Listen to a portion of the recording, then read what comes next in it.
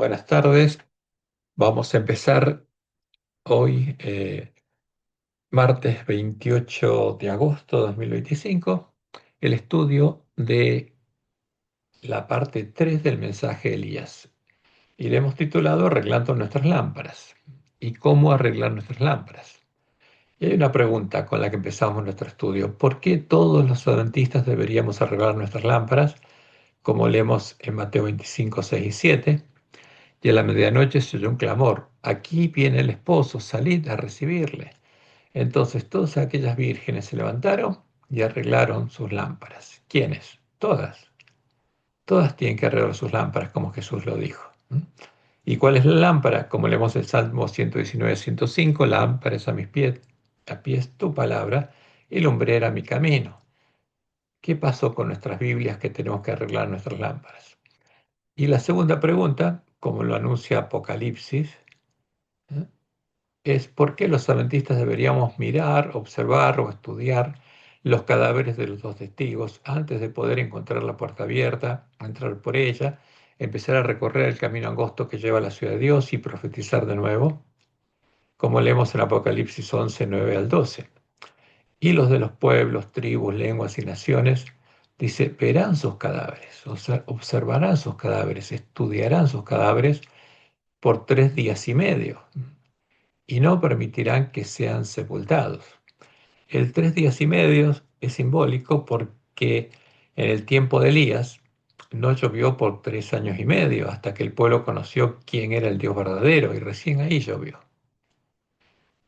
Pero acá Dios nos dice que estudiaríamos los cadáveres de los dos testigos por 3 días y medio y no permitiríamos que sean sepultados. ¿Por qué? Porque los moradores de la tierra se regocijarán sobre ellos y se alegrarán y se enviarán regalos unos a otros porque estos dos profetas habían atormentado a los moradores de la tierra. ¿Qué estaría pasando? El pueblo adventista, guiado por sus dirigentes, se estaría uniendo al ecumenismo y dejando de lado la Biblia.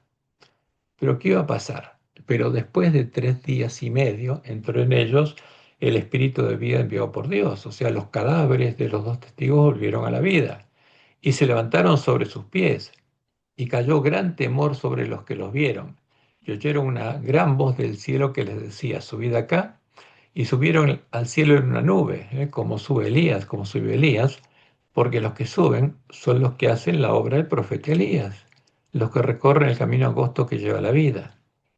Y los dos testigos suben en las manos de los siervos fieles y prudentes que hacen la obra de Elías, y sus enemigos los vieron, dice la profecía.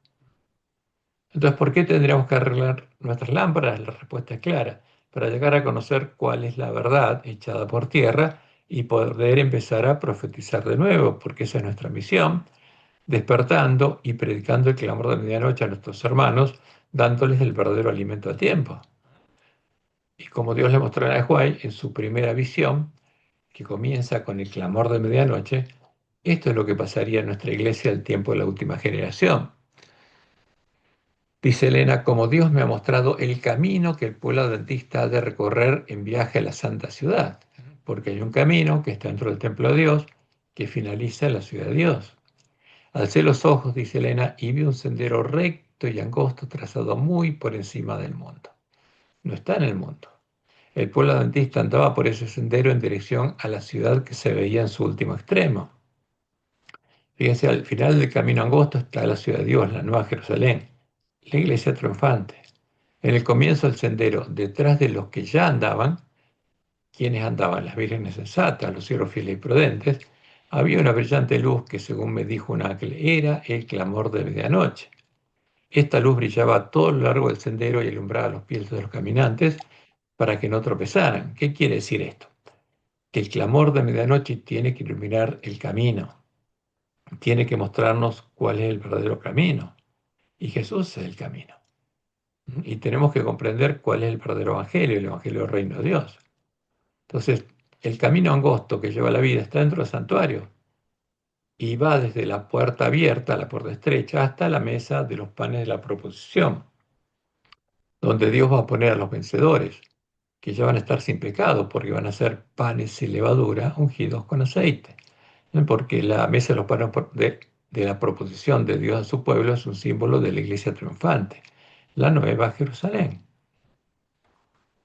Y deberíamos arreglar nuestras lámparas porque al finalizar los 1260 años en los que Dios sostuvo a su iglesia en el desierto y su pueblo profetizó con los dos testigos estando vivos en sus manos, Roma, la bestia que sube el abismo, logró darles muerte, quemando los últimos ejemplares de la Biblia sin adulteración, quedando únicamente los ejemplares de la Biblia católica adulterada con las palabras de los sabios de Roma. Y fíjense, esta cita es muy interesante. Conflicto de los siglos, páginas 69 y 71. La fe que por muchos siglos sostuvieron y enseñaron los cristianos valdenses, y acá está hablando Elena de los verdaderos valdenses, no de los otros que surgieron después, que se llamaron valdenses, sino de los verdaderos. Contrastaban notablemente con las doctrinas falsas de Roma. De acuerdo con el sistema verdaderamente cristiano, fundaban su creencia religiosa en la palabra de Dios escrita.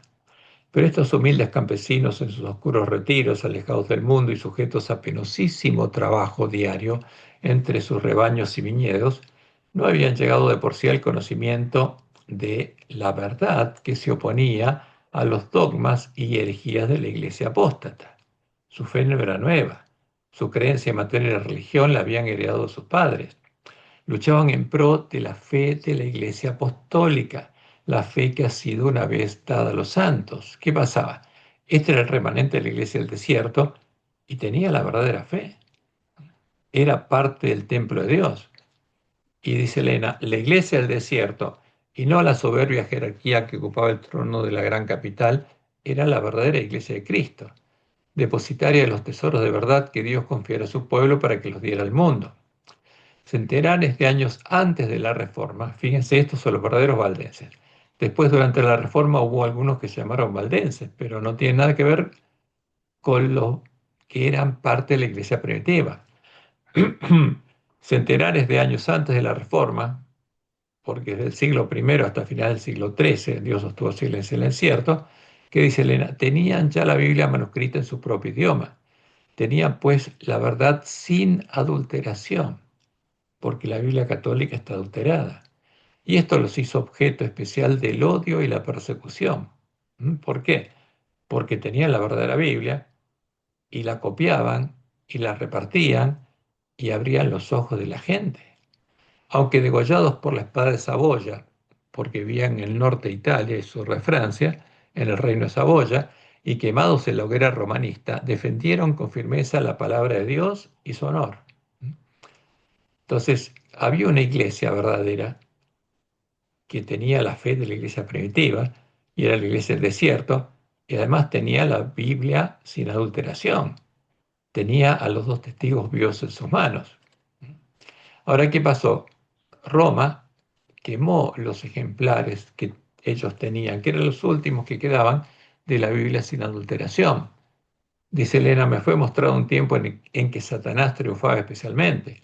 Multitudes de cristianos eran muertos de una manera espantosa porque querían conservar la pureza de su religión. La Biblia era odiada y se hacían esfuerzos para raerla de la tierra. ¿Qué quería hacer Roma? Eliminar la verdadera Biblia de la tierra.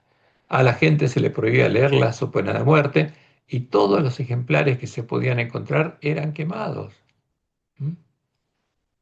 Y como no sea la profecía, Apocalipsis 11, 7 y 8, cuando los dos testigos hubieran acabado su testimonio en manos de los miembros de la iglesia primitiva, la bestia que sube el abismo, Roma, hará guerra contra ellos y los vencerá y los matará. ¿Cómo? Quemándolos. ¿Y sus cadáveres qué quedarían solamente? La Biblia católica, la Biblia adulterada. Y sus cadáveres estarán en la plaza de la grande ciudad que en sentido espiritual se llama Sodoma y Egipto. Ahí los encontró Lutero, donde también nuestro Señor fue crucificado, porque simbólicamente Dios llama al atrio del que se apoderaron los gentiles, Babilonia, Sodoma y Egipto. ¿Cuál es la bestia que sube la misma? Como leemos en Apocalipsis 7:8.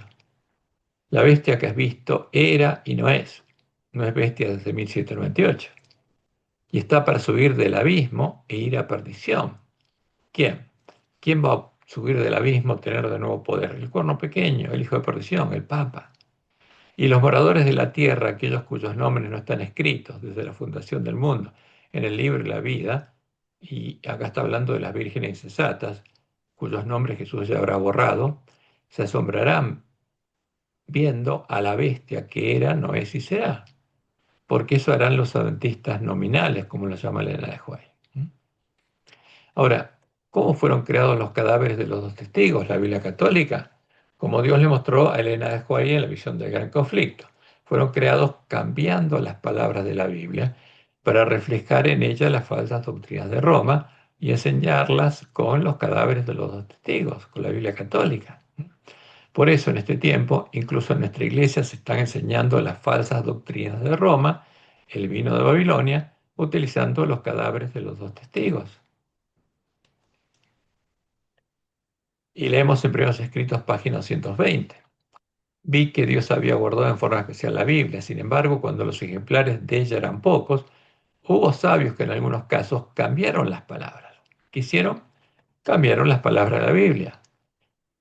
¿Quiénes? Los sabios de Roma, porque la primera versión de la Biblia católica fue creada por Jerónimo Estridón en el siglo IV, siguiendo la orden del Papa Dámaso del año 382 después de Cristo, 2 años después del dictado del Edicto de Tesalónica, que mandaba castigar a los cristianos que no adoraran a la Trinidad. ¿Y cuál es el resultado? Como dice la Juárez, confundiendo lo que era claro e inclinándolo hacia sus opiniones establecidas que eran gobernadas por la tradición. ¿Qué buscaron reflejar en la Biblia católica? La tradición de Roma, las doctrinas de Roma. Y en el conflicto de los siglos, Elena dice, en su afán por desacreditar los preceptos divinos, Satanás pervirtió las doctrinas de la Biblia. De suerte que se incorporaron errores en la fe de millares de personas que profesan creer en las Santas Escrituras. ¿Por qué? Creen falsas doctrinas porque las ven reflejadas en la Biblia católica. Hay un soporte a las falsas doctrinas en la Biblia católica. ¿Y cómo tendríamos que estudiar nosotros las Escrituras? Como dice la White en el Evangelismo, página 429. Todos debieron familiarizarse con la palabra de Dios porque Satanás pervierte, sus siervos corrompieron la Biblia y cita erróneamente las Escrituras. Y los hombres siguen su ejemplo presentando una parte de la palabra de Dios a quienes desean conducir por senderos falsos y ocultan la parte que echaría a perder sus planes. ¿Mm? ¿Por qué? Porque no corrompieron todas las palabras, algunas. Y Roma simplemente cita esas palabras para defender sus doctrinas. Pero nosotros podemos ver que en la Biblia hay partes que nos muestran que esas doctrinas son falsas. Y dice Elena, todos tienen el privilegio de familiarizarse con un claro, así dice Jehová.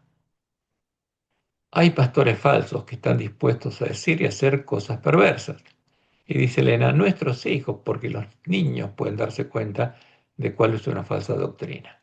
Debieran ser instruidos de tal modo que lleguen a conocer perfectamente la palabra de Dios, a fin de ser capaces de saber cuando se lee una parte de la Escritura y se deja de leer otra parte a fin de causar una falsa impresión.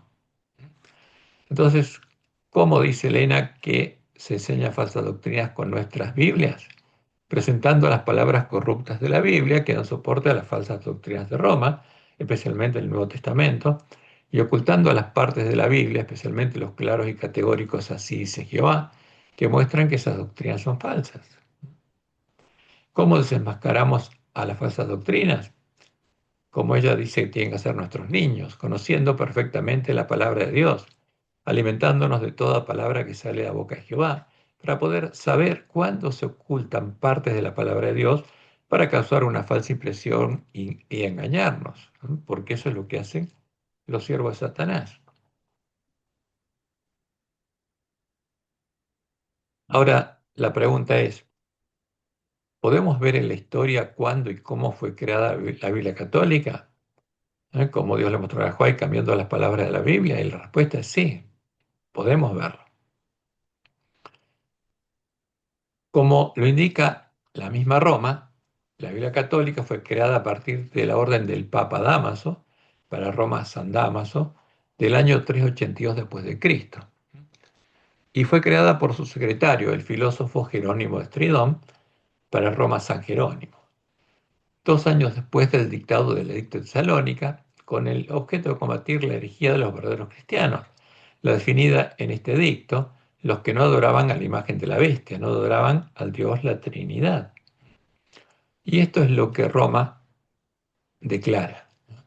Eusebio Hierónimo de Estridón, o Jerónimo de Estridón, San Jerónimo para los cristianos, dice, para los católicos, tradujo la Biblia del griego y el hebreo al latín, dice.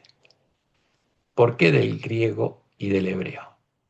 Porque el Antiguo Testamento ya había una versión griega, la Septuaginta, y no tuvo que hacer nada más que traducirla al latín, pero el resto tuvo que estudiar hebreo, como dice Roma. San Jerónimo fue un célebre estudioso del latín en una época en la que eso implicaba dominar el griego. Sabía algo de hebreo, dice, cuando comenzó su proyecto de traducción, pero se mudó a Belén para perfeccionar sus conocimientos del idioma. O sea, ¿por qué se mudó a Belén? Porque iba a traducir el Nuevo Testamento del hebreo al griego y al latín. Comenzó la traducción en el año 382, corrigiendo la versión latina existente del Nuevo Testamento, porque eso es lo que quería, reflejar en el Nuevo Testamento las doctrinas de Roma. Las traducciones de la Biblia que existían en ese tiempo, ese Roma, llamadas actualmente Vetus Latina, tenían muchas imperfecciones de lenguaje y varias imprecisiones o traducciones no muy exactas. Pero esa no era la Biblia con errores, porque los cristianos verdaderos tenían la Biblia sin corrupción, como dice Elena. Tenían la verdadera Biblia. Y seguimos leyendo, en el Concilio de Roma del 382, el Papa San Dámaso, un santo, ¿no?, expidió un decreto conocido como Decreto de Dámaso, que contenía un listado de los libros canónicos del Antiguo y del Nuevo Testamento. O sea, porque el Papa Dámaso definió qué libros iba a traer la Biblia católica y dejó afuera algunos libros. ¿No? Y le pidió a San Jerónimo utilizar este canon y escribir una nueva traducción de la Biblia, que incluyera un Antiguo Testamento de 46 libros, los cuales estaban todos en la Septuaginta, y el Nuevo Testamento con sus 27 libros. Ahora, ¿y qué hacía San Jerónimo? Con tremenda energía escribía, ¿qué cosa? La Biblia católica, contra las diferentes herejías. Ahora, ¿cuál era la principal? La herejía definida en el Edicto de Tesalónica, no adorar a la Trinidad.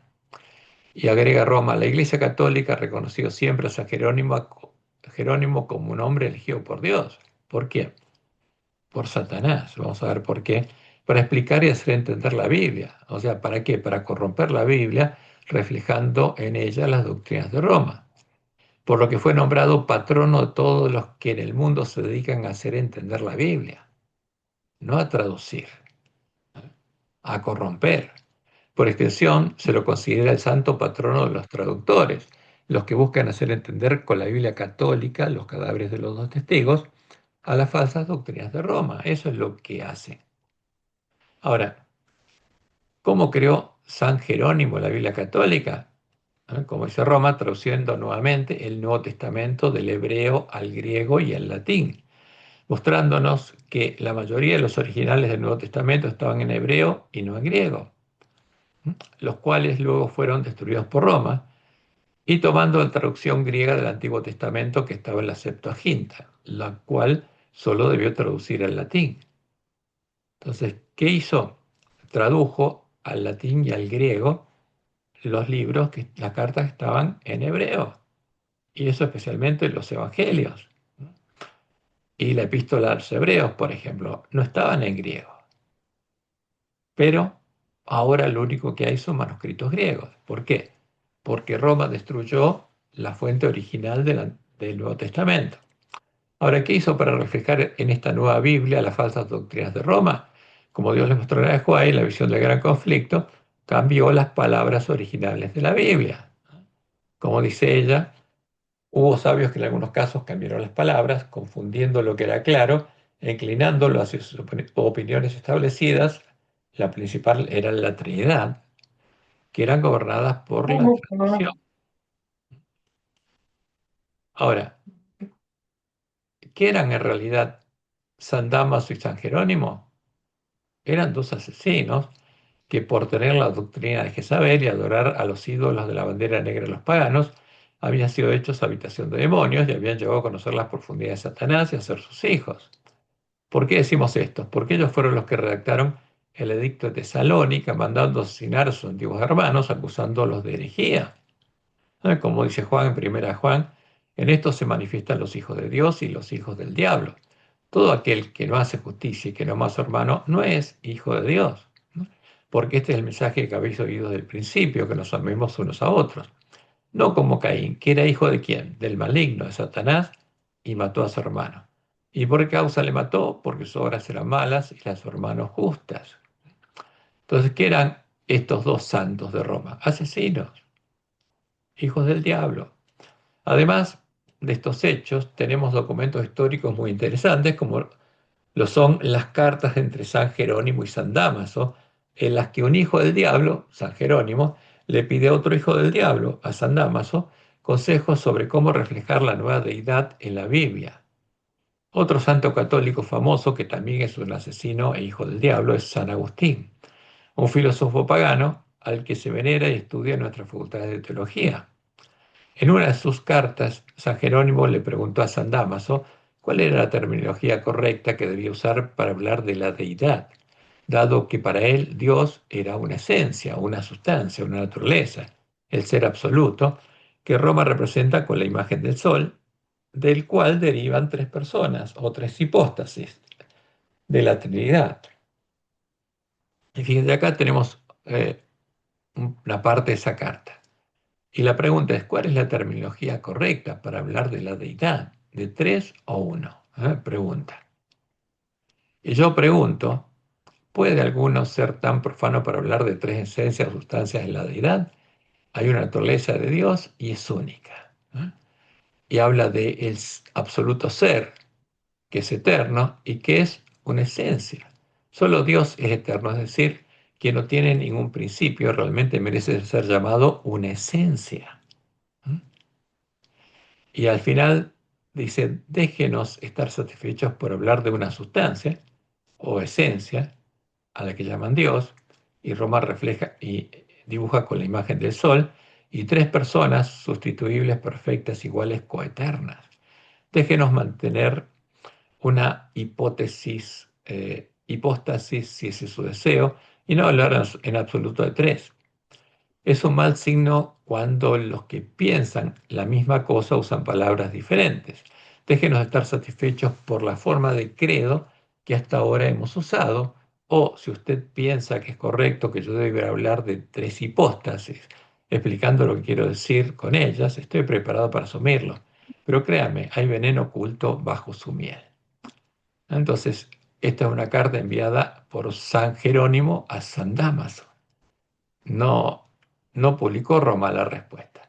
Pero lo interesante es que esta terminología, la esencia, las hipóstasis, etcétera, es la terminología que usa Roma en su catecismo para hablar de la Trinidad y que San Jerónimo incorporó a los cadáveres de los dos testigos que Lutero sacó de Roma, en la Biblia Católica.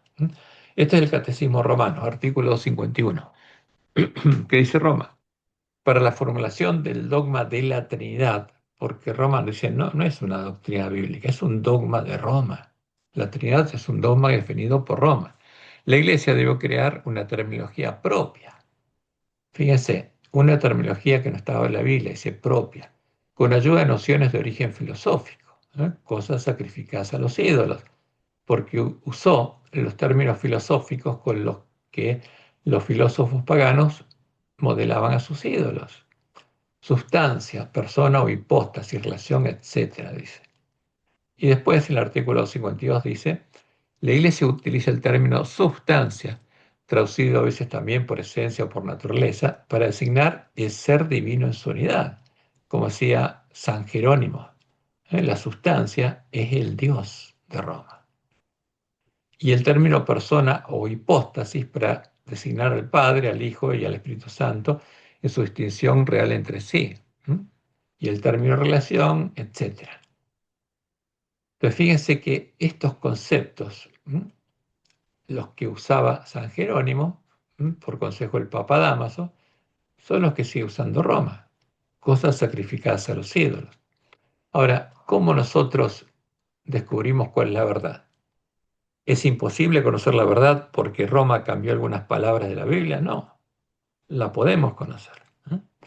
Y vamos a ver las reglas que debemos aplicar para arreglar nuestras lámparas. Entonces Jehová, el único Dios verdadero, reveló su palabra de modo que sea sencillo para nosotros arreglar nuestras lámparas, basando nuestro estudio en los principios que él estableció, y son tres nomás. Primero, para llegar a conocer la verdad, debemos alimentarnos de toda palabra que sale de la boca de Jehová, sin dejar de lado ninguna, así dice Jehová, porque la suma de su palabra es la verdad, y eterno es todo juicio de su justicia. Todo claro y categórico, así dice Jehová, es eterno, y nada que lo contradiga puede ser verdad. Por eso, ¿qué hacen los lobos y los engañadores? Los ocultan, como leemos en Deuteronomio 8, 2 y 3.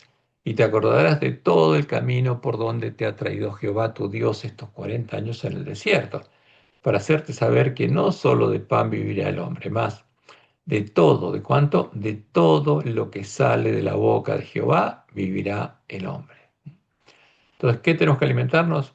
De toda palabra que sale de la boca de Jehová. Esa es la única forma de no ser engañados. Y después, Jehová nos dice lo siguiente: las cosas secretas pertenecen a Jehová nuestro Dios, mas las reveladas, las que Dios reveló con claros y categóricos, así dice Jehová, son para nosotros y para nuestros hijos para siempre. ¿Por qué? Porque están dadas en un lenguaje sencillo que nuestros hijos pueden entender, ¿m? Para que cumplamos todas las palabras de esta ley. Y el Salmo 119, 160 dice lo siguiente: la suma de tu palabra es verdad. Si queremos conocer la verdad, tenemos que sumar y unir todas las cosas, todas las palabras de Dios sobre un tema determinado. Y eterno es todo juicio de tu justicia. Eso no cambia nunca. Por eso sabemos que cualquier doctrina que sea contraria a un solo y categórico, así dice Jehová, es una falsa doctrina. Segundo punto, que es muy importante: Jehová no es un Dios de confusión. Nunca se contradice a sí mismo. Las palabras inspiradas por Dios en sus profetas están sujetas a las palabras inspiradas por Dios en los profetas anteriores, como dice Pablo en 1 Corintios 14, 32 y 33. Y los espíritus de los profetas están sujetos a los profetas, pues Dios no es Dios de confusión, sino de paz. ¿Mm? Todas las palabras inspiradas por Dios en sus profetas están sujetas a los profetas anteriores. Si las palabras de una persona no se sujetan a las palabras de los profetas anteriores, quiere decir que no fueron inspiradas por Dios. Por eso las palabras del Nuevo Testamento deben estar sujetas a las palabras del Antiguo Testamento. Ahora, y si encontramos palabras que contradicen a las de los profetas anteriores, esas palabras no fueron inspiradas por Dios. Son las palabras que los sabios de Roma introdujeron en nuestras Biblias para poder enseñar falsas doctrinas. Fíjense qué sencillo darse cuenta cuáles son las palabras de los sabios de Roma. Y como dice Elena de White, el Señor ha dado una regla para detectarlos. ¿Cuál? A la ley del testimonio. Si no dijeren conforme a esto es porque no les ha amanecido. Entonces, cuando hay palabras en el Nuevo Testamento que son contrarias a las palabras del Antiguo Testamento, no fueron inspiradas por Dios. Eso es muy sencillo. No es complicada. No son complicadas las reglas que Dios nos dio. Por eso Elena dice: nuestra consigna debe ser a la ley y al testimonio. Si no dijeren conforme a esto es porque no les ha amanecido. Así podremos detectar fácilmente cuáles son las palabras de los sabios de Roma. Si nos alimentamos de toda palabra que sea la boca de Jehová, va a ser fácil darnos cuenta de cuáles son las palabras de los sabios de Roma. Y la tercera regla también es sencilla. Dios llama al Antiguo Testamento y al Nuevo Testamento sus dos testigos para que comprendamos que una doctrina es verdadera cuando es el testimonio coincidente de los dos testigos, como leemos en Deuteronomio 19:15. No se tomará en cuenta un solo testigo. Solo por el testimonio de dos o tres testigos se mantendrá la acusación. Y Pablo dice en 2 Corintios 13, por boca de dos o tres testigos se decidirá todo asunto. ¿Mm? Por eso, no podemos usar las palabras del Nuevo Testamento, un solo testigo, para hacer doctrina, como hacen la bestia y el falso profeta, y en nuestro medio los lobos vestidos de ovejas. Y llegan a hacer doctrina basándose en un solo versículo, en el que seguro encontramos las palabras de los sabios de Roma. ¿Cómo tenemos que hacer doctrina? ¿Mm? Tenemos que buscar el testimonio coincidente de los dos testigos. Y eso va a dejar de lado, en forma inmediata, ¿a qué cosa? A las palabras de los sabios de Roma. Esa es la escobilla que Dios va a usar. Porque la verdadera doctrina es el testimonio coincidente de los dos testigos. Y esta es la escobilla que Dios utilizaría para barrer al mismo tiempo toda la suciedad y la basura traída por los lobos vestidos de ovejas y toda la innumerable cantidad de joyas y monedas falsas introducidas por los pioneros de nuestra iglesia. Porque ambas las tiene que barrer. Fíjense lo que Dios le mostró a Guillermo Miller en su sueño profético. Después, mientras barría el polvo y la basura que trajeron los lobos, las joyas espurias y las monedas falsas que introdujeron los pioneros subieron todas y salieron por la ventana como una nube y el viento se las llevó. ¿Por qué? Por la misma escomilla las barre a ambas, porque se fundamentan en los mismos errores de los paganos y los papistas. Y y ya estuvimos viendo algunos de esos errores comunes en el estudio pasado. En el bullicio cerré los ojos por un momento, dice Miller, y cuando los abrí, toda la basura había desaparecido. Las preciosas joyas, las monedas de oro y plata y los diamantes estaban desparramados en profusión por toda la pieza. El hombre puso entonces sobre la mesa un cofre mucho mayor y más hermoso que el primero, porque el primero tenía una longitud de tiempo determinado, pero este cofre abarca toda la historia profética. Y reuniendo puñados las joyas, las monedas y los diamantes, los puso en el cofre, hasta que ni uno solo quedó afuera, a pesar de que algunos de los diamantes no eran mayores que la punta de un alfiler. Llamándome entonces me dijo, ven y ve. Miré en el cofre, pero el espectáculo me deslumbraba. Las joyas brillaban 10 veces más que antes, 10 veces más que en el mensaje de 1844. Pensé que habían sido limpiadas en la arena por los pies de aquellos impíos que las habían desparramado y pisoteado en el polvo. Estaban dispuestas en hermoso orden, en otro orden, dentro del cofre, cada una en su lugar, sin que el hombre que las había puesto allí se hubiese tomado un trabajo especial. Grité de gozo, dice Miller, y ese grito me despertó. Y este es el clamor de medianoche. Y al despertarse, sabe que tiene una misión.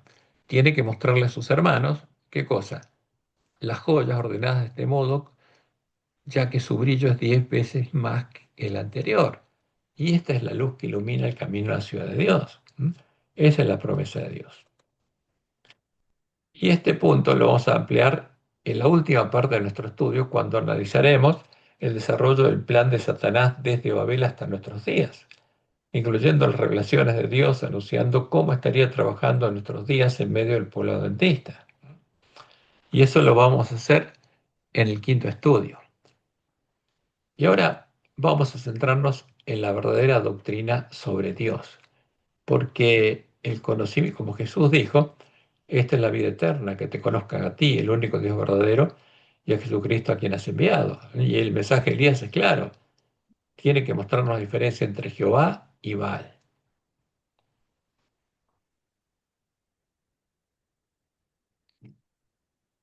Y en el Antiguo Testamento encontramos muy claras revelaciones de Jehová sobre sí mismo, y todas coinciden. Todas están sujetas a las declaraciones que Jehová hizo por medio de los profetas anteriores, salvo muy pocos casos en los que los traductores buscaron cambiar las palabras de la Biblia para encontrar algún soporte implícito a la doctrina de Jezabel, la doctrina de la Trinidad, las que son fácilmente identificables y corregibles si miramos los originales del Antiguo Testamento, dado que las traducciones son burdamente distorsionadas. Ahora, no sucede lo mismo en el Nuevo Testamento, donde encontramos en nuestras Biblias y en los manuscritos griegos de la Biblia católica textos y testimonios abiertamente contradictorios, porque hay textos que dan soporte a la doctrina de Jezabel, a la doctrina de la Trinidad, cuya primera definición se hizo en el Concilio Ecuménico de Nicea entre paganos y cristianos apóstatas, en cuyo credo encontramos la definición del falso Jesús, que es la abominación desoladora de la que habló el profeta Daniel. Un Dios Hijo engendrado de la esencia, de la sustancia del Dios Padre, del mismo modo en el que Zeus engendró a Apolo, al que se le asigna la obra de la creación. Y este es el credo de Nicea. Dijeron, creemos en un Dios Padre, genérico, sin nombre, que es la imagen de Zeus, todopoderoso, hacedor de todas las cosas visibles e invisibles, y en un Señor Jesucristo, el Hijo de Dios, engendrado. Fíjense, un Dios engendrado. Y esta es la imagen de Apolo, engendrado como Zeus engendró a Apolo, como el unigénito del Padre, es decir, de la sustancia del Padre. Dios de Dios, luz de luz, Dios verdadero, engendrado, no hecho, consubstancial al Padre, mediante el cual todas las cosas fueron hechas. O sea, este es el concepto del verbo Platón, el agente creador. Tanto las que están en los cielos como las que están en la tierra, quien para nosotros los humanos y para nuestra salvación descendió y se hizo carne. Se hizo humano y sufrió y resucitó el tercer día y vendrá a juzgar a los vivos y a los muertos. Ahora, estas, como ya vimos anteriormente, son imágenes de la bandera negra de los paganos, porque cuando elevan esto para perseguir al verdadero pueblo de Dios, elevan la bandera negra de los paganos, son ídolos paganos estos dos.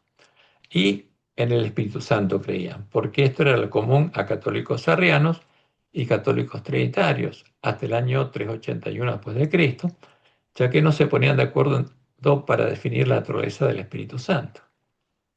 Y como para Constantino, las dos primeras definiciones alcanzaban, a intermedio medio para que el credo de Nicea quedara así, un credo común entre arrianos y trinitarios.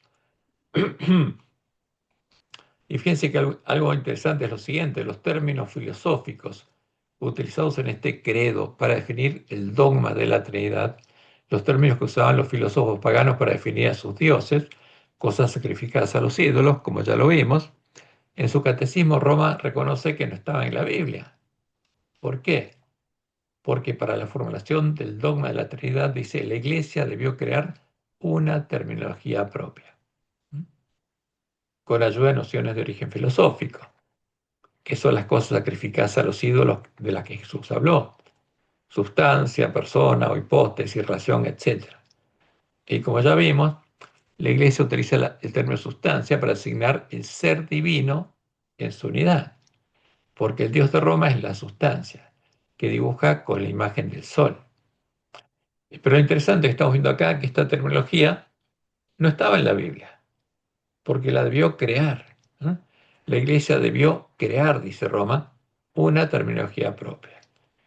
Y lo mismo reconocen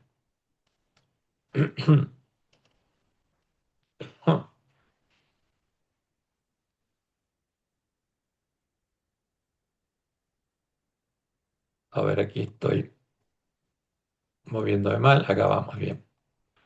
Y lo mismo reconocen nuestros teólogos el libro La Trinidad, el libro oficial de la Iglesia Adventista para explicar la creencia en la Trinidad. ¿Y qué dicen ahí? Atanasio, el joven secretario de Alejandro y presbítero en la iglesia de Alejandría, asistió al concilio de Nicea.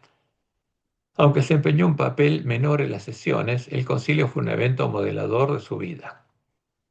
Pasó el resto de su vida tratando de mantener el concepto niceno de Cristo como la doctrina aceptada de la iglesia. ¿De qué iglesia? La iglesia católica, no la iglesia cristiana, ¿eh? Porque esta es la doctrina de la iglesia universal o católica del Imperio Romano, no de la iglesia del desierto, la verdadera iglesia del desierto, la verdadera iglesia de Cristo, cuyos miembros fueron martirizados por no aceptar esta doctrina ni postrarse ante sus imágenes. ¿Mm? Y agregan, por el tiempo de su muerte, en el 373, Atanasio había convencido a la mayoría de los teólogos cristianos de la necesidad de usar esta nueva terminología, más bien que autolimitarse a los términos que aparecían en la Biblia. Fíjense, y es claro, esta terminología no estaba en la Biblia, estos términos no estaban en la Biblia. Y dicen nuestros teólogos, pasaron décadas antes de que cada uno entendiera los nuevos significados de estos términos. ¿Por qué? Porque no era algo que en lo que creyeran los cristianos, era algo nuevo. Eran cosas sacrificadas a los ídolos y habían justamente disfrazado de cristianas a las imágenes de la bandera negra de los paganos. Por eso, si estos términos filosóficos, que son cosas sacrificadas a los ídolos, no están en la Biblia, ¿cómo llegaron a nuestras Biblias? Y es claro, del modo en el que Dios le mostró en la Juárez. Fueron introducidos en la Biblia por los sabios de Roma para dar soporte a la doctrina de Jezabel, reflejando a el Cristo niceno en nuestras Biblias, y son usados en nuestra iglesia con el mismo propósito. Porque, ¿qué definió Roma? Que el Dios Hijo de la Trinidad es definido como un Dios todopoderoso, engendrado de la sustancia divina del Dios Padre, teniendo su naturaleza. Que el Dios Hijo de la Trinidad es definido como el que en el principio hizo el universo y con su poder lo sustenta. Y además, el Dios Hijo de la Trinidad es definido como nuestro Redentor. ¿m? Pero justamente es un impostor, porque no es el verdadero Jesús. Es un ídolo pagano. ¿m? Y en nuestras Biblias encontramos pasajes en los que ha sido reflejado el Cristo niceno y eran usados por nuestros pioneros para sostener sus creencias católicas arrianas. Por ejemplo, Hebreos 1, 1 al 3. Dice lo siguiente: Dios, habiendo hablado muchas veces y de muchas maneras en otro tiempo a los padres por los profetas, en estos postreros días nos ha hablado por el Hijo, a quien constituyó heredero de todo, y ahora viene la parte que crearon los sabios de Roma, y por quien asimismo hizo el universo. Pues este es el Creonicea, porque el Dios Hijo es el agente creador, el cual, siendo el resplandor de su gloria y la imagen misma de su sustancia, y Roma dice que esa palabra no estaba en la Biblia, es un término que ella usó, porque es el Creo de Nicea. Fíjense, esto no estaba en la Biblia, y es evidente. ¿Y quien sustenta todas las cosas con la palabra de su poder? Es el Creo de Nicea. Habiendo efectuado la purificación de nuestros pecados por medio de sí mismo, Credo de Nicea, se sentó a la diestra de la majestad de las alturas. Claramente reflejó el Creo de Nicea. Y en Juan 1, 1 al 3 y el 14 dice lo siguiente: en el principio era el Verbo, y el Verbo era con Dios, y el Verbo era Dios. Y este es el credo de Nicea. Este era el principio con Dios. Todas las cosas por Él fueron hechas. El agente creador, credo de Nicea. Y sin Él, nada de lo que ha sido hecho fue hecho. Y aquel Verbo fue hecho carne, credo de Nicea, y habitó entre nosotros y vio su gloria, gloria como del unigénito del Padre, credo de Nicea. O sea, un Dios engendrado por el Padre, el Dios Padre, lleno de gracia y de verdad. Entonces, estos dos versículos son los que más claramente reflejan el credo de Nicea y son usados por nuestros teólogos para dar soporte a qué? A la doctrina de la Trinidad, por supuesto. A estos textos, a los que vamos a analizar a la ley del testimonio y aparecen en el Nuevo Testamento de nuestras Biblias, son los que reflejan a la deidad pagana definida en el credo de Nicea, el ídolo común a católicos arrianos y católicos trinitarios. ¿Cuándo aparecieron estos textos en nuestras Biblias? Evidentemente, después del año 382, cuando se le da a San Jerónimo la orden de crear la Biblia católica. Aunque a nuestros teólogos les mienten, diciéndoles que los manuscritos que tienen estos textos eran del siglo segundo y tercero, lo cual es una clara mentira. ¿Por qué? Primero, la Biblia católica fue creada a partir del año 32. Segundo, Roma dice que estos términos no estaban en la Biblia. Ahora, esos manuscritos tienen estos términos. Y es claro, es una mentira la que le enseñan a nuestros teólogos, porque Roma miente y los lobos mienten. Y los lobos, muchos lobos son profesores de la Facultad de Teología de la Iglesia Adventista. También podemos ver que un filósofo pagano como Voltaire se da cuenta que la definida de Creo Nicea es una deidad griega, dice él, porque fue definida del mismo modo en el que los griegos definían sus deidades, copiando las imágenes de la bandera negra de los paganos y disfrazándolas de cristianas. Entonces, cuando habla de Platón, justamente, ¿qué dice Voltaire? Los padres de la Iglesia, está hablando de Roma, de los 4 primeros siglos, fueron todos griegos y platónicos. ¿eh? Todos los que escribieron las doctrinas de Roma fueron griegos y platónicos. No hay un solo romano que escribiera sobre el cristianismo ni que tuviera el más ligero tinte de filosofía. Observaré de paso que la Iglesia de Roma, que nada contribuyó al establecimiento de la religión verdadera, fue la que recogió todas sus ventajas. En esa revolución sucedió como en todas las que nacen de las guerras civiles. Los primeros que perturban el Estado trabajan sin saberlo para otros. Y ahora empieza a decir, ¿de dónde vinieron estos teólogos? De la escuela de Alejandría. La escuela de Alejandría que fundó Marc, al que sucedieron a Tenágoras, Clemente y Orígenes, fue el centro de la filosofía cristiana. Consideraban todos los griegos de Alejandría a Platón como el maestro de la sabiduría. O sea, ¿cuál era su fundamento? Platón, un filósofo pagano, que no solamente era pagano, sino era sodomita. Consideraban todos los griegos de Alejandría a Platón como el maestro de la sabiduría, como el intérprete de la divinidad. ¿De qué divinidad? Pagana. ¿Por qué? Porque estos sabios de la escuela de Alejandría eran paganos. Si los primitivos cristianos no hubieran adoptado los dogmas de Platón, ¿qué hicieron? Su fe la basaban en los dogmas de Platón, el intérprete de la divinidad pagana. No hubieran tenido nunca en su partido a ningún filósofo, ningún hombre de ingenio. Dejo aparte la inspiración y la gracia que están por encima de la filosofía y solo me ocupo de la marcha ordinaria de las cosas humanas. Asegúrase que en el Timeo de Platón fue donde se instruyeron principalmente los padres griegos, ¿no? ¿Quiénes son los padres griegos? Los que definieron las doctrinas de Roma. El Timeo pasa por ser la obra más sublime de toda la filosofía antigua y es casi la única que Dacier no ha traducido, sin duda porque no la entendía y temía presentar a los lectores ilustrados el rostro de esa divinidad griega que adoramos. ¿Eh? Entonces, ¿qué está diciendo? Adoramos una divinidad griega y esa es la Trinidad. Y después sigue hablando, vamos a ir al final de esto. Ahora, y vamos al último párrafo. Dice, he aquí lo que el sacerdote cuenta a Salón. He aquí cómo Platón empieza por explicarnos enseguida la formación del alma, las operaciones del verbo y su Trinidad. De ahí vienen los conceptos, de ahí viene el verbo. Y termina diciendo, siempre será sorprendente que Platón empiece por ocuparse de esta isla para hablar del verbo. En el principio era el verbo. Entonces, ¿qué es el verbo? Un dios pagano, claramente. El agente creador. Entonces, todos estos conceptos paganos son los que aparecieron en justamente creo en Nicea. Ahora, ¿qué era la escuela de Alejandría? Era una corriente filosófica que reunía un grupo de cristianos muy especiales para estudiar principalmente a Platón, el intérprete de la divinidad pagana de Grecia, adoptando los dogmas de Platón como verdad, y unían sincréticamente helenismo, gnosticismo y cristianismo.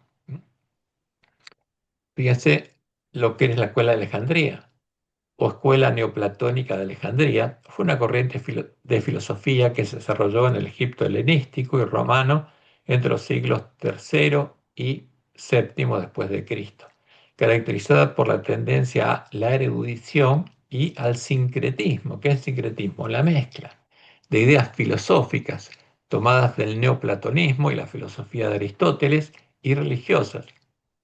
¿Y de dónde venían? Procedentes del gnosticismo, que es espiritismo, y del cristianismo. O sea que eran, tenían nombre cristianos, pero eran espiritistas y usaban las ideas filosóficas paganas, cosas sacrificadas a los ídolos. Eso es la escuela de Alejandría.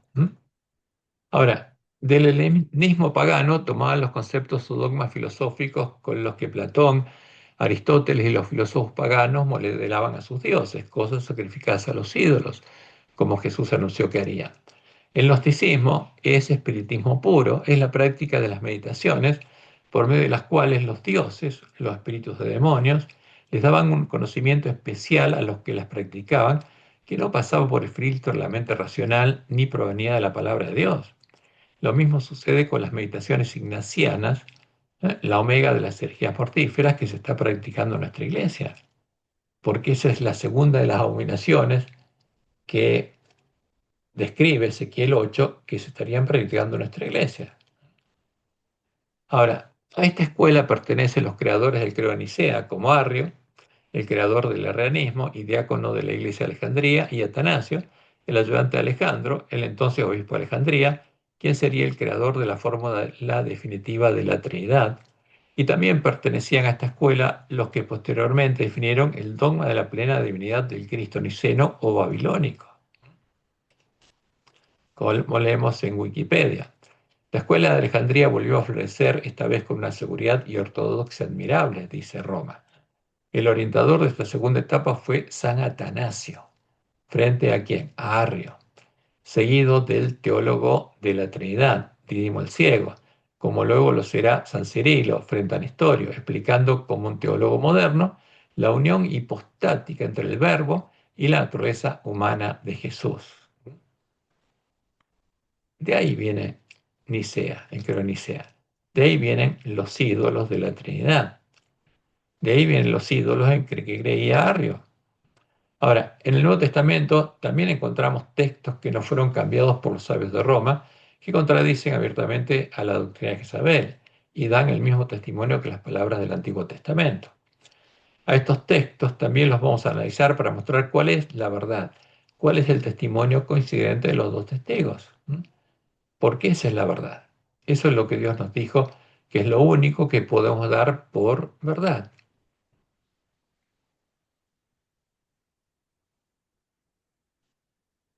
Y vamos a dedicarnos ahora a analizar el testimonio coincidente de los dos testigos. Ahora, ¿cómo debemos comprender las palabras de la Biblia? Del mismo modo en el que las comprendería un niño, por su significado manifiesto. Dice Elena White, Conflicto de los Siglos, página 656. Las verdades que se encuentran explicadas con la mayor claridad en la Biblia han sido envueltas en dudas y oscuridad por hombres doctos que con ínfulas de gran sabiduría enseñan que las escrituras tienen un sentido místico, secreto y espiritual que no se echa de ver en el lenguaje empleado en ellas. Estos hombres son falsos maestros, dice Elena. Fue a personas semejantes a quienes Jesús declaró, no conocéis las escrituras ni el poder de Dios.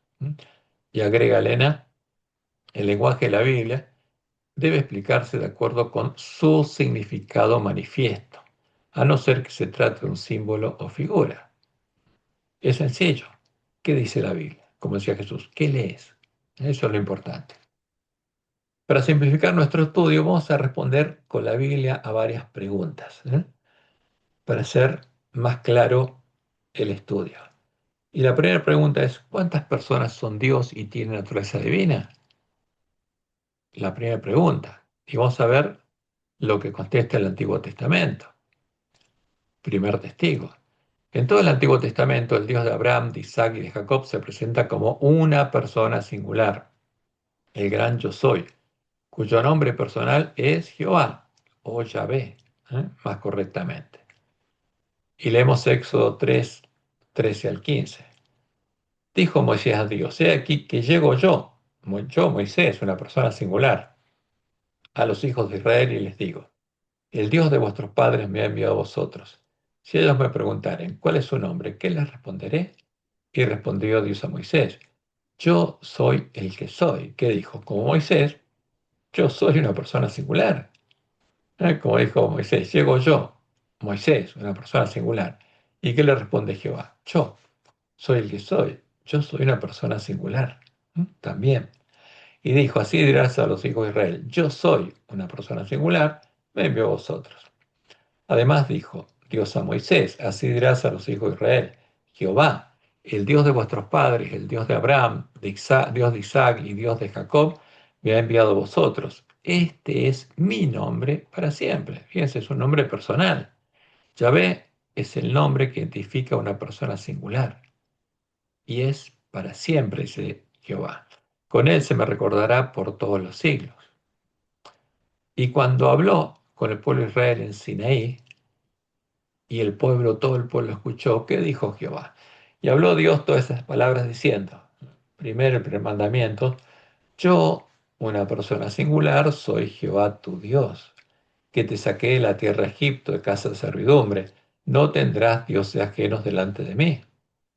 Y el segundo mandamiento, no te harás imagen, ninguna semejanza de lo que esté arriba en el cielo, ni abajo en la tierra, ni en las aguas debajo de la tierra.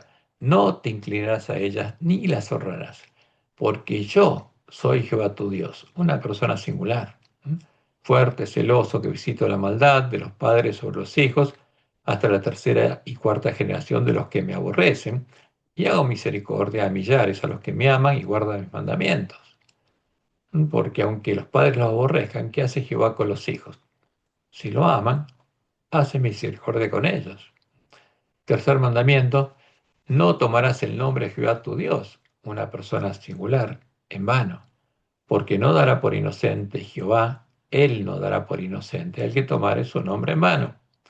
Y el cuarto mandamiento también es muy claro. Acuérdate del día de reposo para santificarlo. 6 días trabajarás y harás toda tu obra. Mas el séptimo día es reposo ¿para quién? Para Jehová tu Dios, una persona singular. No para el Dios de Roma, no para la abominación asoladora, no para la Trinidad, porque ese es un ídolo, creado con cosas sacrificadas a los ídolos. Y el que adora al Dios de Roma el sábado, viola el cuarto mandamiento, viola el primero, el segundo y el tercero también. No hagas en él obra alguna tú, ni tu hijo, ni tu hija, ni tu siervo, ni tu criada, ni tu bestia, ni tu extranjero que está dentro de tus puertas. Porque en 6 días hizo ¿quién? Jehová. Fíjense, él hizo, una persona singular, los cielos y la tierra, el mar y todas las cosas que en ellos hay, y reposó en el séptimo día.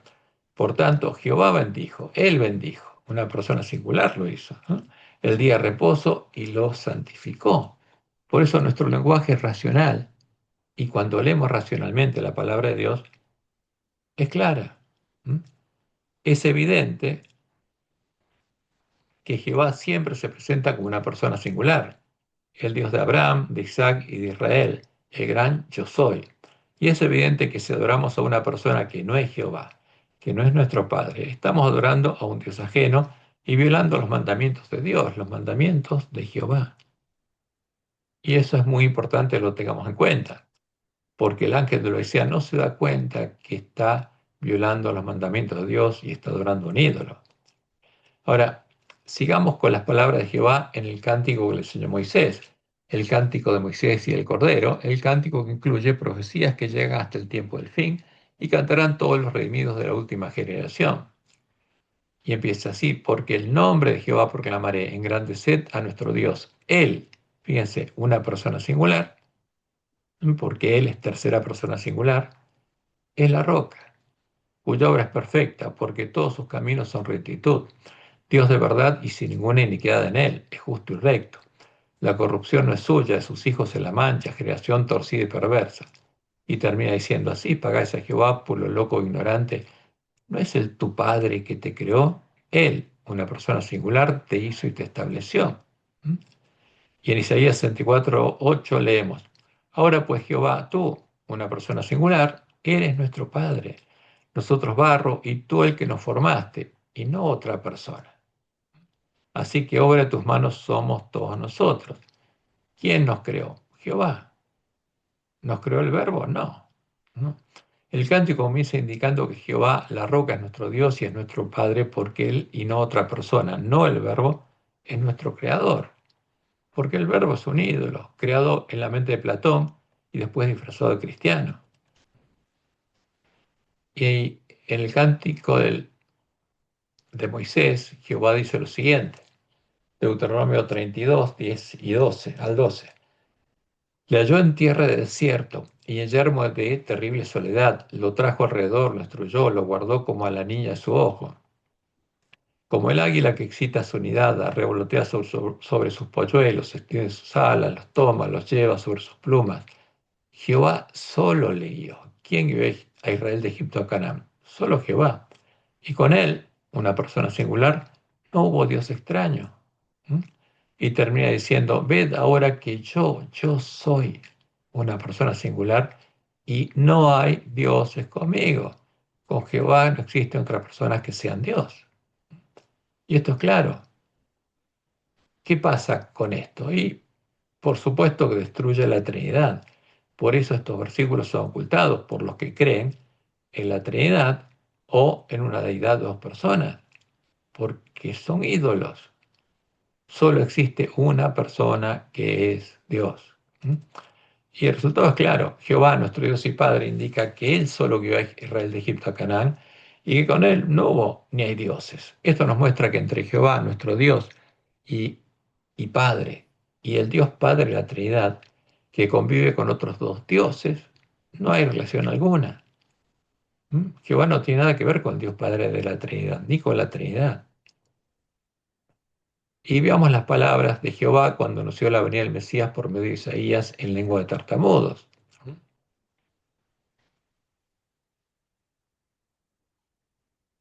¿Y qué dijo Jehová?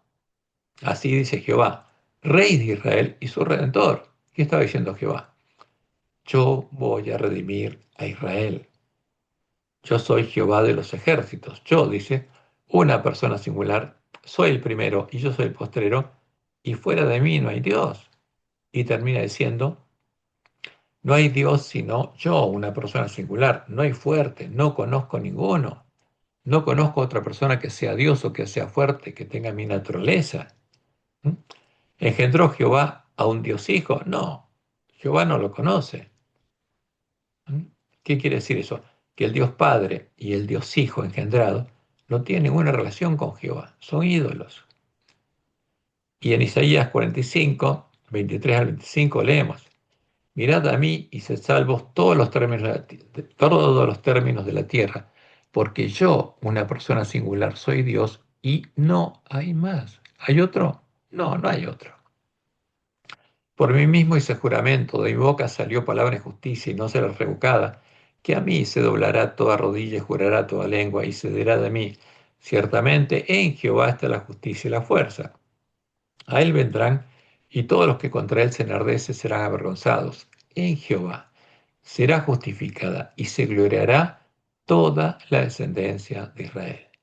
Isaías 47:4 también es muy claro. Nuestro Redentor, Jehová de los ejércitos, su nombre, es Santo de Israel. ¿Quién nos redimió? Jehová. ¿Qué quiere decir esto? Que Él se hizo hombre. Y eso lo vamos a ver claramente en el estudio próximo. Isaías 54:5, porque tu marido es tu hacedor, Jehová de los ejércitos es su nombre, y tu Redentor es Santo de Israel. Dios de toda la tierra será llamado. ¿Nos redimió el Verbo, el Dios Hijo de la Trinidad? No, eso es una mentira. Ese es el disfraz cristiano de Satanás. Y Jehová es claro, Él sería nuestro Redentor. Y no existía otra persona que fuera Dios o fuera fuerte como Él que tuviera su naturaleza. Jehová, el Dios omnisapiente, el que todo lo conoce, no conocía a ninguna. ¿Qué quiere decir esto? No existen, son ídolos. Esto nos muestra que el Verbo, el Dios Hijo, es un ídolo que no tiene relación alguna con Jehová, y lo mismo sucede con el Dios Espíritu Santo. Y el resto de las palabras del Antiguo Testamento da el mismo testimonio.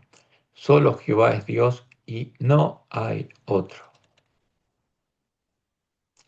Entonces Jehová dijo a Moisés, levántate de mañana y ponte delante de Faraón y dile, Jehová, el Dios de los hebreos, dice así, deja ir a mi pueblo para que me sirva, porque yo enviaré esta vez todas mis plagas a tu corazón, sobre tu siervo y sobre tu pueblo, para que entiendas que no hay otro como yo, una persona singular en toda la tierra. ¿Hay otro? No. Deuteronomio 4:35, a ti te fue mostrado para que supieses que Jehová es Dios y no hay otro fuera de él, una persona singular. No hay otro. El que cree que hay dos personas que son Dios o tres, está muy equivocado. La palabra de Dios es muy clara y todos estos claros y categóricos, así dice Jehová, son eternos.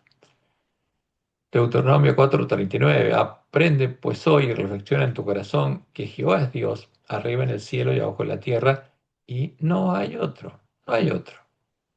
Muy claro. ¿Mm? Primera Reyes 8:60, a fin de que todos los pueblos de la tierra sepan que Jehová es Dios y que no hay otro. Isaías 45:18, porque así dijo Jehová, que creó los cielos, Él, una persona singular, es Dios, el que formó la tierra, el que la hizo y la compuso, no la creó en vano, para que fuese habitada la creó. Yo soy Jehová, una persona singular, y no hay otro, no hay otro. Y es claro, no hay otro. Todos los demás son ídolos. ¿Mm? Isaías 46:9. Acordaos de las cosas pasadas de los tiempos antiguos, porque yo soy Dios, una persona singular, y no hay otro Dios, y nada hay semejante a mí. ¿Mm? El testimonio del Antiguo Testamento es muy claro. Jehová es Dios y no hay otro Dios. Ante estas claras y categóricas palabras, Es innegable que la Trinidad y todos sus dioses componentes son ídolos. Como Dios nos anunció por medio de Joel, que Él es Jehová nuestro Dios y no hay otro, es lo que nosotros, los que estaríamos en la condición del ángel de la Odisea, deberíamos llegar a conocer antes de poder recibir su bendición. Joel 2:27. Y conoceréis que en medio de Israel estoy yo, una persona singular, y que yo, una persona singular, soy Jehová vuestro Dios, y no hay otro. Todos los demás son ídolos. Y mi pueblo nunca jamás será avergonzado. Tenemos que entenderlo claramente. Son claros y categóricos estos, así dice Jehová. Jehová es Dios y no hay otro. ¿Mm? Todos los demás son ídolos. Ahora, en el Nuevo Testamento encontramos un testimonio que confirma este testimonio, sí. Empecemos por las palabras de Jesús, Jesucristo hombre, dirigidas a sus hermanos, cuando resucitó, Juan 20:15 al 17. Jesús le dijo, mujer, ¿por qué lloras? ¿A quién buscas? Ella, pensando que era el hortelano, le dijo, Señor, si tú lo has llevado, dime dónde lo has puesto y yo lo llevaré. Jesús le dijo, María. Volviéndose ella le dijo, Raboní, que quiere decir maestro. Jesús le dijo, no me toques, porque aún no he subido a mi Padre, mas ve a mis hermanos y diles, subo a mi Padre, a vuestro Padre, a mi Dios y a vuestro Dios. ¿No? Y la pregunta es, ¿por qué Jesús hablaba así? Porque era un hombre. En su naturaleza era 100% hombre e inferior a los ángeles, como todos sus hermanos, y venció el pecado de nuestra carne por la fe en el poder de su Dios y Padre, para mostrarnos el camino para vencer.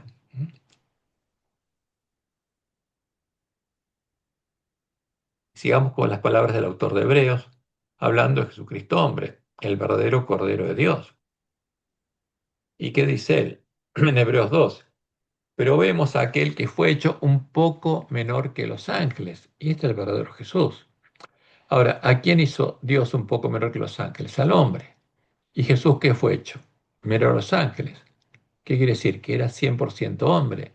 El ídolo de Roma era 100% Dios. Pero si hubiera sido 100% Dios, era infinitamente superior a los ángeles. Pero el verdadero Jesús era inferior a los ángeles porque era 100% hombre.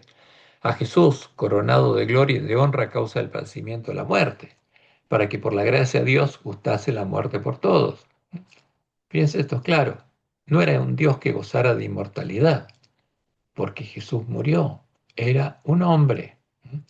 Porque convenía a aquel por cuya causa son todas las cosas y por quien todas las cosas subsisten, ¿a quién? A Jehová, a nuestro Dios y Padre, que habiendo de llevar muchos hijos a la gloria, porque esa era la promesa, que Jesús sería el primogénito y después habría otros hijos, perfeccionase.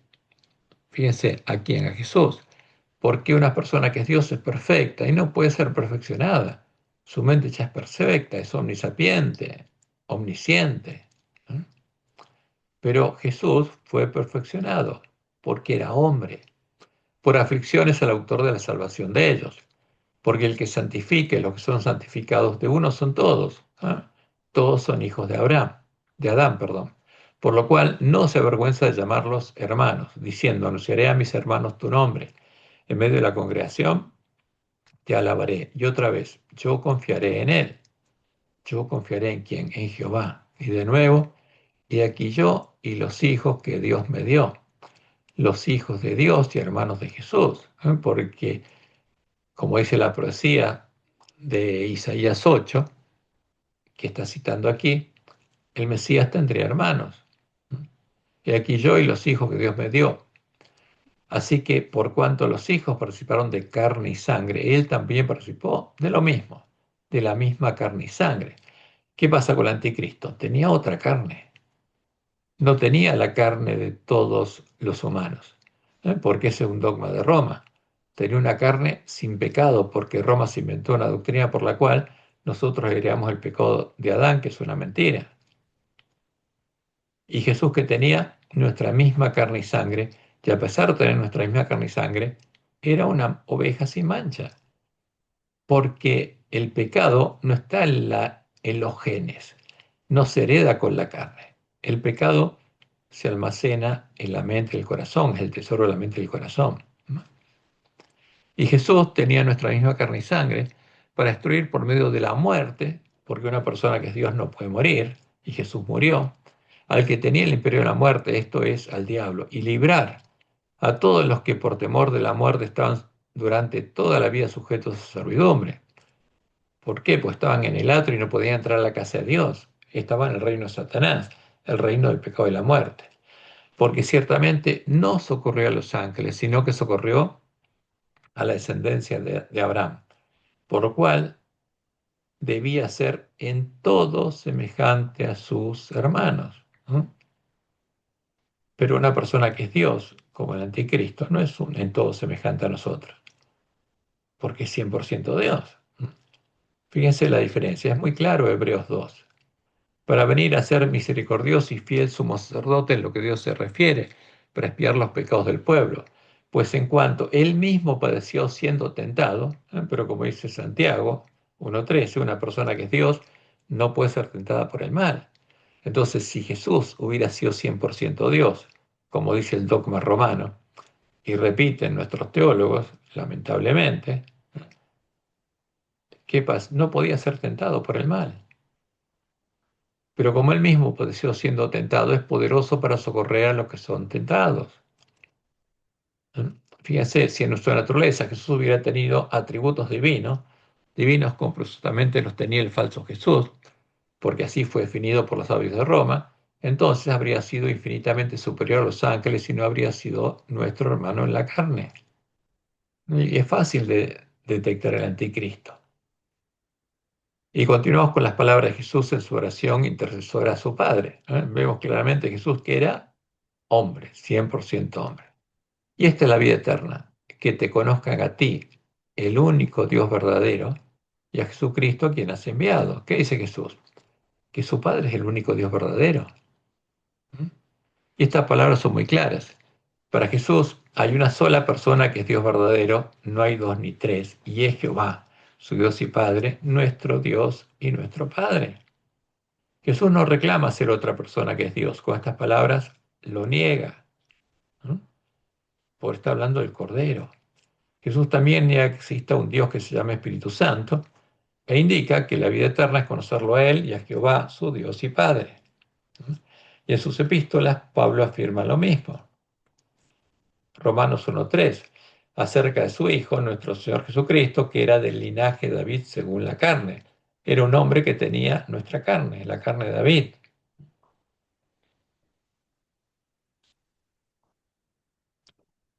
Y en la epístola a Timoteo, capítulo 2, versículo 5, dice, porque hay un solo Dios. ¿Cuántas personas que hay Dios hay? Una sola.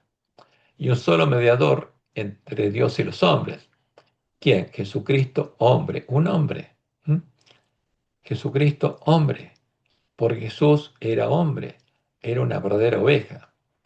Y después le dice a Timoteo lo siguiente, te mando delante de Dios, de Jehová, que da vida a todas las cosas, y de Jesucristo, que dio testimonio de la buena profesión delante de Poncio Pilatos, que guardes el mandamiento sin mácula ni represión hasta la aparición de nuestro Señor Jesucristo, la cual a su tiempo mostrará quién, el bienaventurado y solo soberano.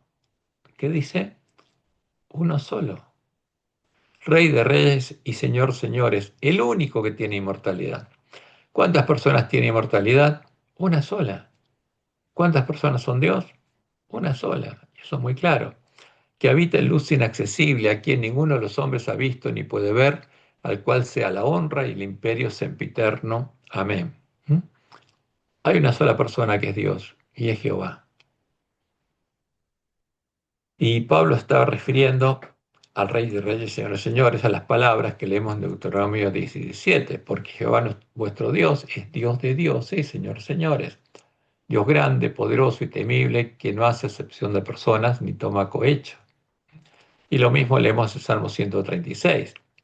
Alabad a Jehová, porque Él es bueno, porque para siempre es su misericordia. Alabad al Dios de los dioses, porque para siempre es su misericordia. Alabad al Señor de los señores, porque para siempre es su misericordia. Alabad a Jehová. Y como dice Pablo, es el único que tiene inmortalidad. ¿Ah? Jesús, como hombre, murió. Y por eso las palabras de Pablo también son muy claras. ¿Qué dice? Hay un solo Dios, Jehová, el Dios de Abraham, de Isaac y de Israel, el Rey de reyes y Señor de señores. Hay una única persona que tiene naturaleza divina e inmortalidad. ¿Quién? Jehová. Y en su naturaleza Jesús es su nombre, el Hijo del Hombre, Jesucristo hombre. Y es muy claro. El testimonio coincidente de los dos testigos es muy claro. Hay una sola persona que es Dios y tiene naturaleza divina, y es Jehová, nuestro Dios y Padre. Como este es el testimonio coincidente de los dos testigos, es la verdad. Y la pregunta ¿es eterno el significado de estas palabras? Sí, Jehová no cambia. Como dice el Salmo 119, 160. La suma de tu palabra es verdad, y eterno es todo juicio de tu justicia. ¿Mm? No hay otra persona que sea Dios. Jehová no conoce a ninguna. Y vamos a ver quién es Jesús. Ahora, ¿qué pasa entonces con los pasajes del Nuevo Testamento que hablan del Verbo, el Dios Hijo? Y es evidente que no fueron inspirados por Dios, porque Dios nunca se contradice. Son las palabras de los sabios de Roma inspiradas por Satanás.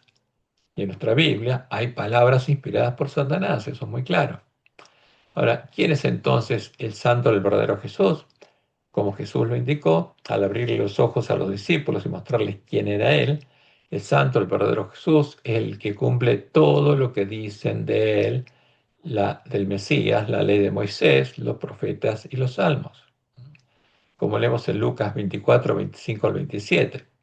Entonces Él les dijo, oh insensatos y tardos de corazón, para creer qué cosa, creer todo lo que los profetas han dicho. ¿No era necesario que el Cristo padeciera estas cosas y que entrara en su gloria? Y comenzando desde Moisés y siguiendo por todos los profetas, les declaraba en todas las escrituras lo que de él decían. ¿Seremos nosotros también insensatos y tardos de corazón para creer todo lo que los profetas han dicho sobre el Mesías? Dios quiera que no, porque entendiendo lo que dicen la ley de Moisés, los salmos de profetas sobre el Mesías, vamos a encontrar el verdadero y vamos a descartar al falso. Y después les dijo, estas son las palabras que os hablé estando aún con vosotros, que era necesario que se cumpliese todo lo que está escrito de mí en la ley de Moisés, en los profetas y los salmos. Entonces les abrió el entendimiento para que comprendiese las escrituras. ¿Mm? Ahora, ¿qué pasa si un Jesús, entre comillas, no cumple con todo lo que está escrito del Mesías en la ley de Moisés, los salmos y los profetas? Y es evidente que no es el santo, el verdadero Jesús, sino es el falso Jesús, el anticristo, el disfraz cristiano Satanás y los demonios. Y ya vimos que eso es lo que sucede con el Verbo, el Dios Hijo, el anticristo, corroborando los hechos que vimos en la historia. Porque el que adoró a este Jesús llegó a conocer las profundidades de Satanás. Y vamos a mostrar una cosa más, la obra de engaño que se está haciendo en medio del pueblo adventista, con la tesis y la antítesis. Ahora, ¿qué hacen los lobos vestidos de ovejas para engañar al pueblo adventista y hacernos creer y adorar a la imagen de la bestia? ¿Mm? Los que defienden la tesis, que ya lo vimos, estudio pasado, la Trinidad es la verdad, y los que defienden la antítesis, la creencia de los pioneros es la verdad, hacen lo mismo. Como los claros y categóricos, así dice Jehová, que ya vimos, nos muestran que lo que enseñan es una mentira, los ocultan, como Dios les mostró a Elena de White que harían, y buscan hacernos creer que en el Antiguo Testamento hay indicios que muestran la existencia de una Trinidad o una deidad de dos personas, y que Jehová miente al decir que no conoce otra persona que sea Dios. ¿Mm? Y como también Dios le mostró a Nahuay que harían, usan algunas declaraciones que aparecen en los escritos que son atribuidos a ella para hacer doctrina. Y la preferida es la siguiente.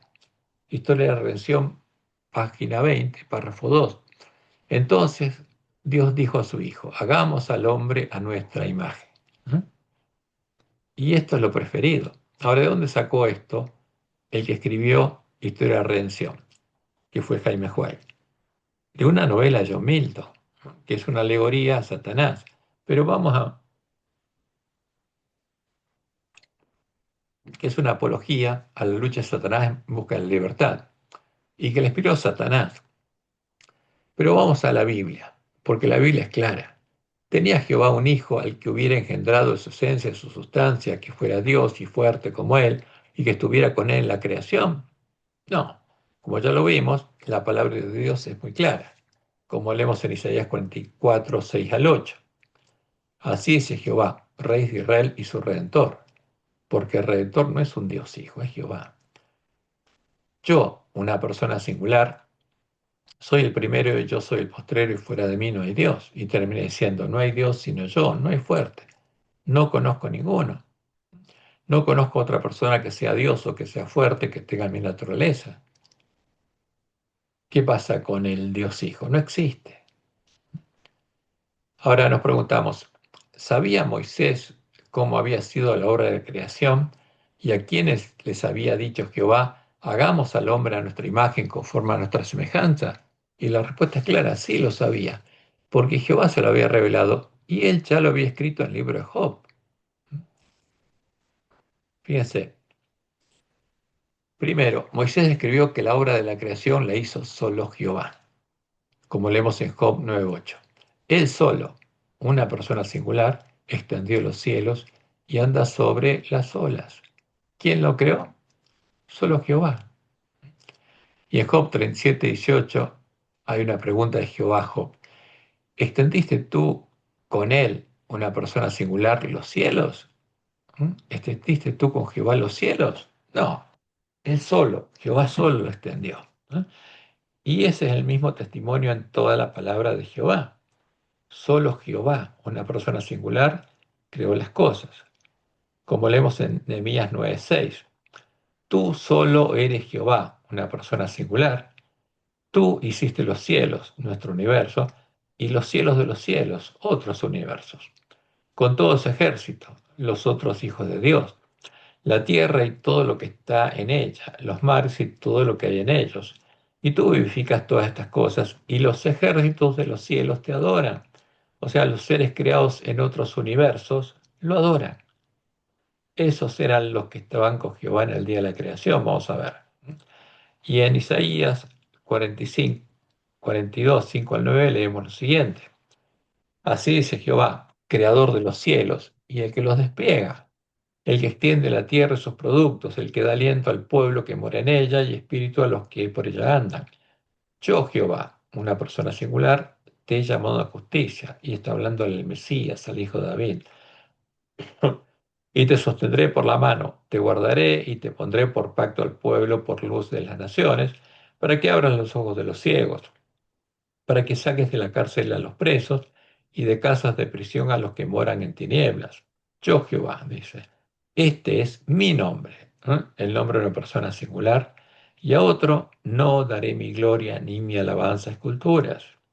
He aquí se cumplieron las cosas primeras y yo anuncio cosas nuevas. Antes que salga la luz, yo os las haré notorias. Esa es la promesa de Jehová. ¿Quién es el creador? Jehová. ¿Quién envió el Mesías? Jehová. ¿Quién es el Mesías? Lo vamos a ver claramente en el estudio de mañana. Y después Moisés escribió, justamente en el libro de Job, que Jehová estaba con los ángeles no caídos, con las estrellas del alba y con todos los otros hijos de Dios, creados a imagen y semejanza moral de Jehová, que estaban contemplando la obra de la creación. A ellos le dijo Jehová, hagamos. Y leemos Job 38, 3 al 7. Ahora ciñe como varón tus lomos, le dice Jehová a Job. Yo te preguntaré y tú me contestarás. ¿Dónde estabas tú cuando yo, una persona singular, fundaba la tierra? Házmelo saber si tienes inteligencia. ¿Quién ordenó sus medidas si lo sabes? ¿O quién extendió sobre ella cordel? ¿Sobre qué están fundadas sus bases? ¿O quién puso su piedra angular cuando alababan todas las estrellas del alba, los ángeles no caídos, y se regocijaban todos los hijos de Dios, los que habitan en los cielos de los cielos? ¿Quiénes estaban con Jehová? Todos sus hijos, todos los ángeles no caídos y todo el resto de los habitantes de los otros cielos, los otros seres creados que no cayeron, estaban con Jehová. y ellos alababan. Y a ellos les habló Jehová, no otra persona que fuera Dios, porque no existe. Y leemos en Salmos 86:10, porque tú eres grande y hacedor de maravillas, solo tú, una persona singular, eres Dios. Y es claro, no hay otra persona que sea Dios con Jehová. ¿Eh? Y en Isaías 37:16 leemos, Jehová de los ejércitos, Dios de Israel, que moras entre los querubines, solo tú, una persona singular, eres Dios. De todos los reinos de la tierra, tú, una persona singular, hiciste los cielos y la tierra. ¿Cuántas personas hay que son Dios? Una sola, Jehová, y Él es el creador. Los otros son ídolos. ¿Mm? Ahora, ¿qué escribió luego Moisés en el Génesis, después de escribir el libro de Job? Y nuestro idioma es claro y racional. La creación del hombre la hizo una sola persona. Y vamos a Génesis 1:26. Entonces dijo Dios, Él dijo, acción de una persona singular, ¿no?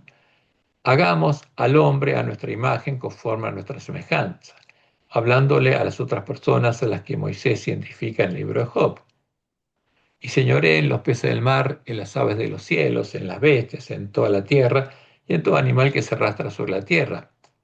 Y creó Dios al hombre. Y fíjense, una cosa, habló con otras personas, pero ¿quién creó? Solo Jehová. Él creó. Acción de una persona singular, no de dos ni tres. Y creó Dios al hombre a su imagen, a imagen de Dios lo creó. Varón y hembra los creó. Fíjense, ahora es plural, porque ellos eran dos. Y los bendijo Dios. Él los bendijo a ellos, plural. Y Él les dijo a ellos, plural, porque eran dos personas.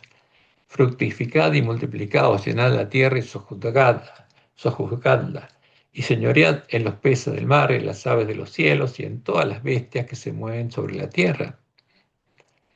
Y es claro, solo Jehová creó al hombre. Y después leemos en Deuteronomio 32, 3 al 6, porque el nombre de Jehová proclamaré, engrandeceré a nuestro Dios. Él, una persona singular, es la roca, cuya obra es perfecta, porque todos sus caminos son rectitud, Dios de verdad y sin ninguna iniquidad en él. Y termina diciendo, así pagáis a Jehová, pueblo loco e ignorante, ¿no es él tu Padre que te creó? ¿Quién es el creador? ¿Quién creó al hombre? Jehová. Él, una persona singular, te hizo y te estableció. ¿Mm? Y como leímos ya en Isaías 64:8, ¿qué dice justamente la palabra de Dios? Ahora pues Jehová, tú, una persona singular, eres nuestro Padre, nosotros barro y tú el que nos formaste, así que obra de tus manos somos todos nosotros. ¿Quién nos formó? Jehová. ¿Cuántas personas hay que son Dios? Una sola. ¿Mm? Como podemos ver, la palabra de Dios se explica a sí misma en forma clara y directa, y para enseñar falsas doctrinas es necesario ocultar los claros y categóricos, así dice Jehová, que nos muestran que esas doctrinas son falsas. Y es claro, se cumple lo que Dios le mostró en el Juan. Los falsos maestros, ¿qué hacen? Toman partes de la Biblia y ocultan las partes que nos muestran que lo que enseñan es una mentira. Y en nuestro medio hay muchos falsos maestros. Y es fácil detectarlos. Jesús dijo, por sus frutos los conoceréis. Y en el próximo estudio veremos lo que la ley, los salmos y los profetas anunciaban acerca del Mesías, para con las palabras de la ley, los salmos y los profetas, conocer quién es el verdadero Mesías y diferenciarlo claramente de el falso, que ya vimos que es falso porque es evidente. El Dios Hijo, el Verbo, es un ídolo.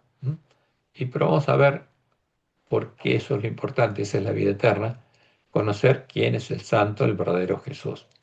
Que Jehová te bendiga y te guarde y te guíe a toda verdad y que tengan un bendecido descanso y si Dios quiere nos encontramos mañana a la misma hora, a las 5 de la tarde de Argentina. Que Jehová los bendiga y los guarde y los guíe a toda verdad.